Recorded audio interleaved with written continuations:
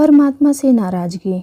एक बार एक किसान परमात्मा से बड़ा नाराज़ हो गया, क्योंकि कभी बाढ़ आए तो कभी सूखा पड़ जाए, कभी बहुत तेज़ धूप हो जाए तो कभी ओले पड़ जाए। हर बार कुछ न कुछ कारण से उसकी फसल खराब हो जाती थी। एक दिन बहुत तंग आकर उसने परमात्मा से कहा, देखिए प्रभु, आप परमात्मा हैं, लेकिन लगता है आपको खेती बाड़ी की ज़्यादा समझ नहीं है। एक प्रार्थना है कि एक साल मुझे मौका दीजिए, जैसा मैं चाहूँ वैसा मौसम हो, फिर आप देखना मैं कैसे अन्न के भंडार भर दूंगा।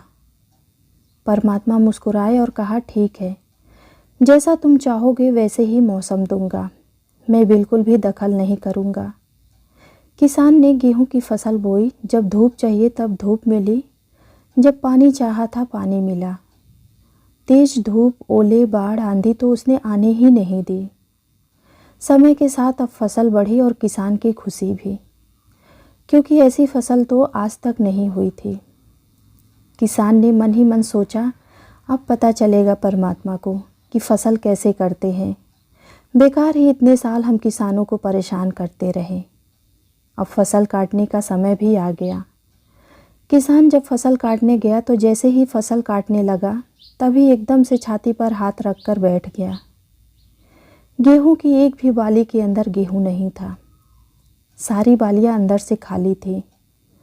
उसे बड़ा दुख हुआ और वह दुखी होकर परमात्मा से कहने लगा, प्रभु, यह क्या हुआ? तब परमात्मा बोले, यह तो होना ही था। तुमने पौधों को संघर्ष का जरा सा भी मौका नहीं दिया। ना तेज धूप से उनका सामना करने दिया, ना आंधी, ना ओले से जूझने दिया। उनको किसी प्रकार की चुनौती का एहसास जरा भी नहीं होने दिया। इसीलिए सब पौधे खोखले रह गए।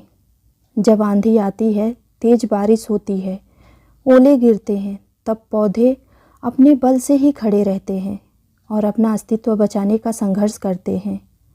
और इस संघर्ष से जो बल पैदा होता है वही उसे शक्ति देता है, ऊर्जा देता है, उसकी जीवितता को उभारता है। सोने के कुंदन बनाने के लिए आग में तपने, हथौड़ी से पिटने, गलने जैसी चुनौतियों से गुजरना पड़ता है, तभी उसकी स्वर्णिम आभा उभरती है और उसे अनमोल बनाती है। इस तरह ज़िंदगी में भी अगर संघर्ष ना हो, चुनौती ना हो, तो आदमी खोखला ही रह जाता है। उसके अंदर कोई भी गुण नहीं आ पाता। ये चुनौतियाँ ही हैं जो आदमी रूपी तलवार को धार देता है, उसे सशक्त और प्रखर बनाता है। अगर प्रतिभाशाली बनना है तो चुनौतियाँ तो स्वीकार करनी ही पड़ेंगी, अन्यथा हम खोखले ही रह जाएंगे। अगर ज़िंदगी में प्रखर बनना है, प्रतिभाशाली बनना है, तो संघर्ष और चुनौतियों का सामना तो करना ही पड़ेगा। चुनौतियों का सामना करने से जब हम उन चुनौतियों का सामना करना सीख जाते हैं, तभी हम हर परिस्थिति का सामना कर सकेंगे और हर काम में सफलता भी प्राप्त कर सकेंगे।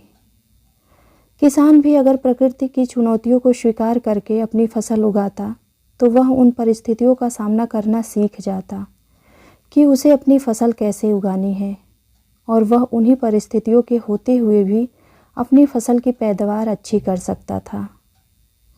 उम्मीद करती हूँ आप सबको यह कहानी ज़रूर पसंद आई होगी। ऐसे ही नए नए कहानियों के साथ जुड़े रहने के लिए कृपया हमारे चैनल को लाइक और सब्सक्राइब ज़रूर कीजिएगा। धन्यवाद।